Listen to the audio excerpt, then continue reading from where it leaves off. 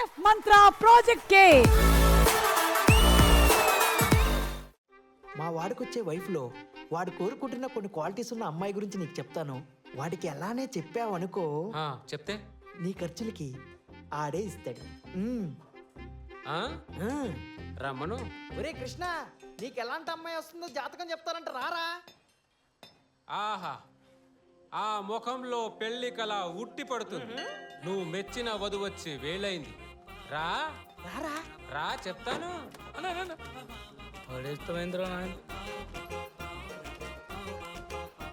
అవాకయ్యారా అనేంత అందం తనది.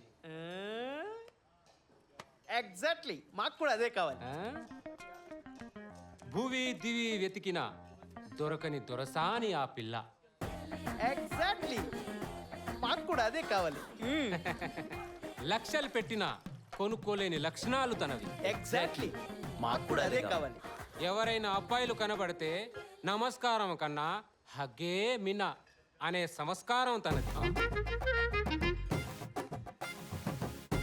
ఎగ్జాక్ట్లీ, మీకదే కావాలి కదా. నాకు అది కాదు కావాల్సింది, చాలా పద్ధతి గల అమ్మాయి కావాలి. అసలైన పద్ధతులు ఏంటో చెప్పు.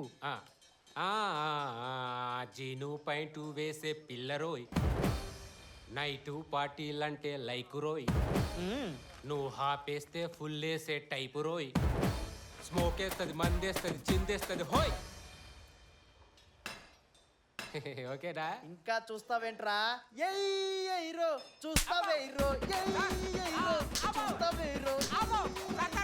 మీ ఫ్రెండ్ సార్ ఇలా చెప్తే ఖర్చు డబ్బులు ఇస్తా అన్నాడు, అందుకే ఇలా చెప్పాను. ప్లీజ్ సార్, మీకు దండం పెడతాను, నన్ను వదిలేయండి. నా పెళ్లి టాపిక్ దొరికిందరా నీకు? ఖర్చులకు కావాలంటేను. అరే నన్ను ఇరికిస్తావురా? ఇదిగో చిలక జాతకం, వెళ్ళిపోతావేంటి? ఇదిగో నిన్నే ఇంతగా పిలుస్తున్నా తిరగట్లేదంటే ఇచ్చింది సరిపోలేదు అనుకుంటా. ఇప్పుడైతే నిజంగా డబ్బుల గురించి అలా డిస్టర్బ్ చేసి వెళ్ళిపోతా చిలక. ఈసారి నిజం చెప్పేసి నేను చెప్పొద్దు, నువ్వు నన్ను కొట్టద్దు, సరేనా? నీకు ఎలాంటి అమ్మాయి కావాలో నువ్వు ఒక డెమో ఇస్తే జ్యోతమ్మని అడిగి అలాంటి అమ్మాయి వస్తుందో రాదో చెప్తా. మొన్న ఫంక్షన్లో ఒక అమ్మాయిని చూసా. థ్యాంక్స్ అన్న. కృష్ణ నాన్న రాలేదా? వచ్చారండి, ఇక్కడే ఉన్నారు. Okay okay. She's Manvitha, my 10th classmate. చాలా రోజుల తర్వాత కలిసాం. మీరు నాకంటే యంగ్గా ఉన్నారంట. మన హస్బెండ్ అండ్ వైఫ్ అంటే అస్సలు నమ్మట్లేదు. ఇందాక ఇంట్లో వేసుకున్నప్పుడు తెలియలేదు, కానీ షర్టు అదిరింది. మీరెవరో అనుకుని నాతో అరే మాట్లాడుతున్నారు. సరిగ్గా తిన్నా కూడా రాదు మీకు, చూసుకోవాలి కదా. నిజంగానే మీరు ఎవరో అనుకుని నాతో మాట్లాడు.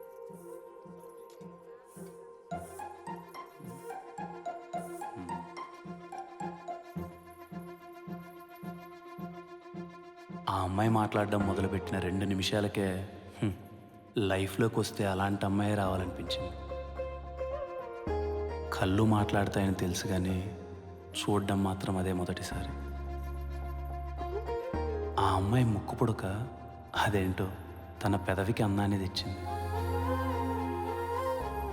ఆ అమ్మాయి చెవి కమ్మల నుంచి వచ్చే వెలుగు తన మెడ కింద పడి మిగిలిన ప్రపంచాన్ని కమ్మేసింది. ఇప్పుడేమంటావు? ఇంకేమంటా, మీ టీంకి ఒక పాయింట్ అంట. గెలిచేసిందా ఇది?